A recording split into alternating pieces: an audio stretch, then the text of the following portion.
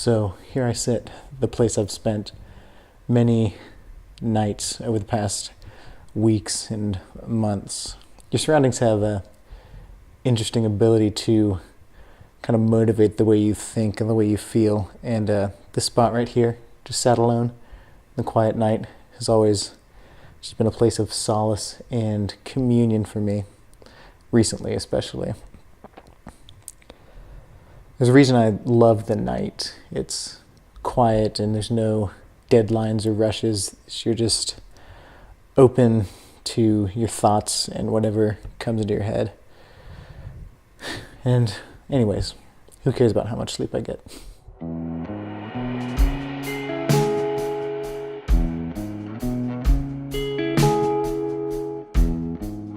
So I'm about almost exactly 24 hours out from getting on a plane to New York, then to Amsterdam, then to Istanbul. And yeah, I'm feeling excited. Not super nervous. Maybe that's a good thing. Maybe it's not. I've no doubt vastly underestimated the amount of the experiences I'm gonna have and all that's gonna happen to me over the next year. I'm hoping that's just because there's just no possible way to actually prepare myself, rather than just I have no idea what I'm doing and I'm not prepared. But yeah, this just got me thinking about a few things.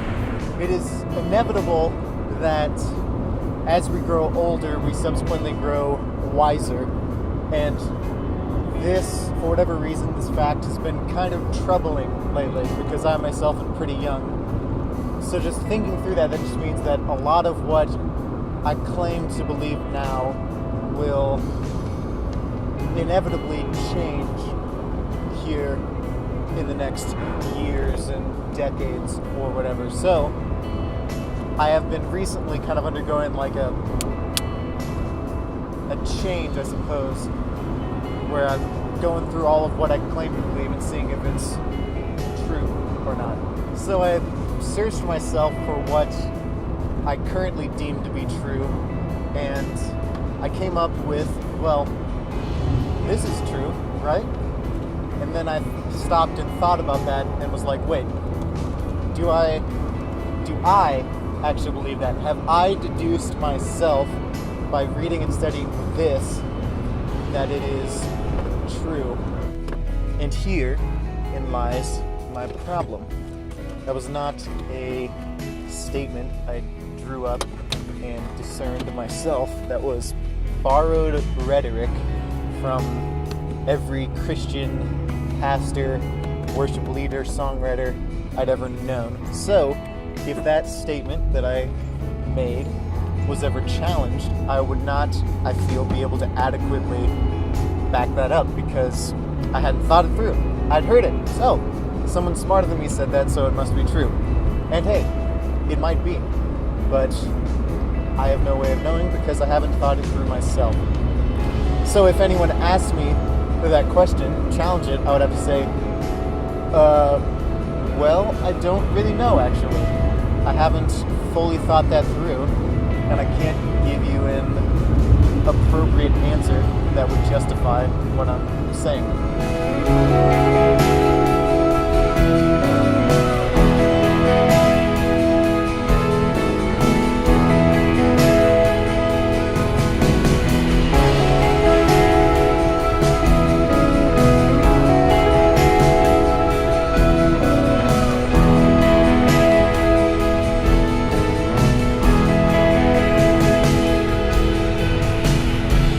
So, all that to say, from now on I'm trying to really understand and believe what I claim and therefore be able to back up everything that I say, whenever it's brought up or questioned.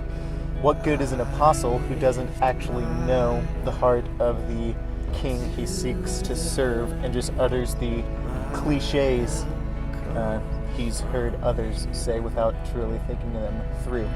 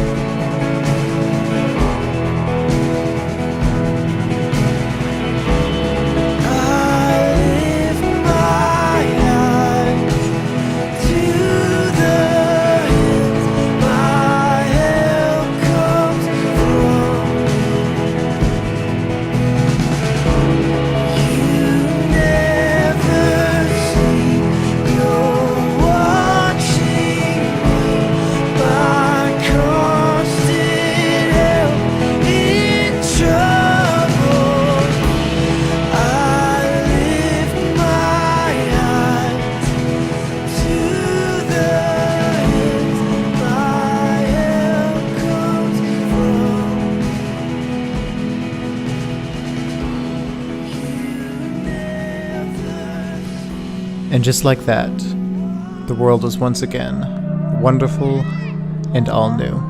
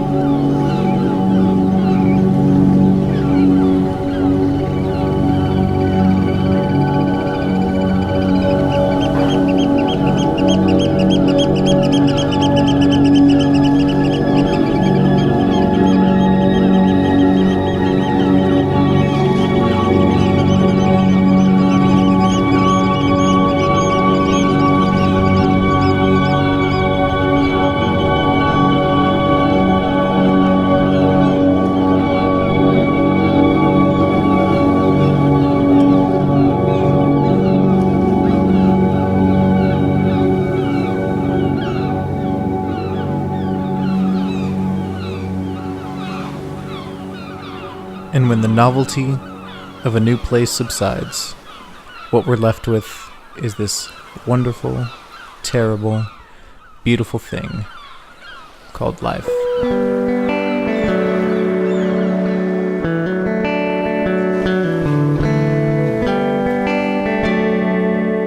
This normality is where the true fight of life is fought. We have a million different options, each seemingly just as valid as the last, and a million different questions, leading to a billion different possible answers.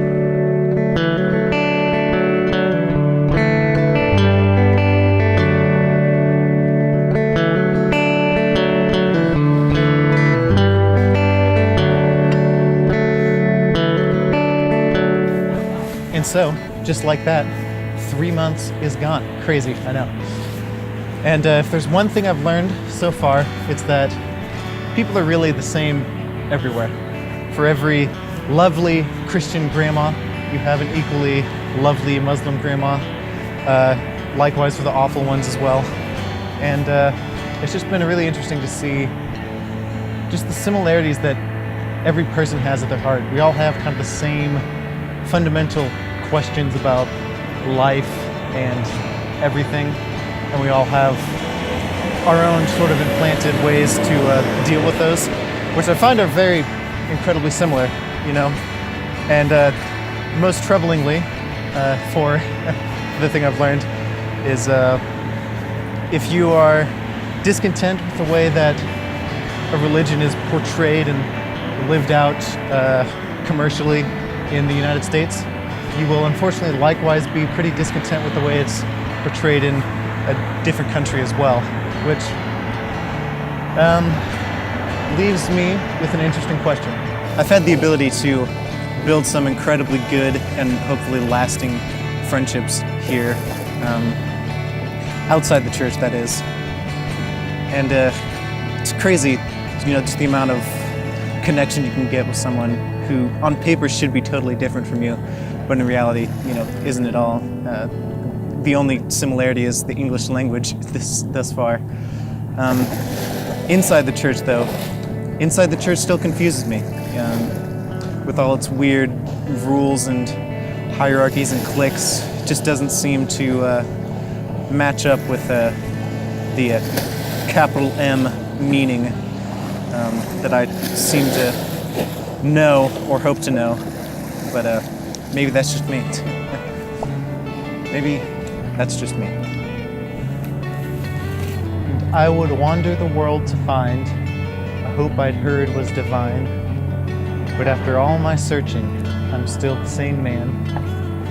Cold heart can't be warmed by the sea. Look between you and me.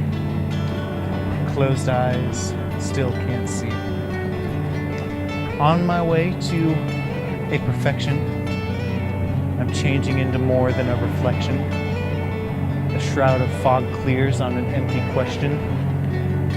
How could I know what's in your heart if I've already reserved all the space in mine? If there's one thing I think I've learned above all, that geography doesn't have any effect on the contents of one's heart.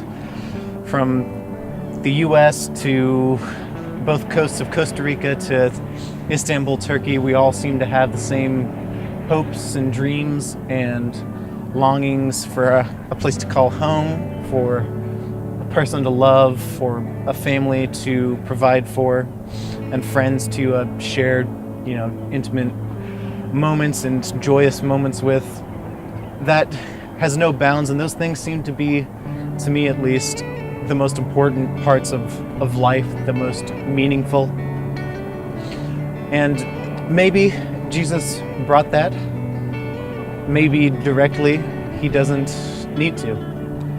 And that's a scary thought that I think I've landed on. So for now, just know that I love everyone watching this with all my heart, and I'll continue to do what I think is good here in Istanbul. And as always, thanks for watching, thanks for supporting, and until next time, thanks.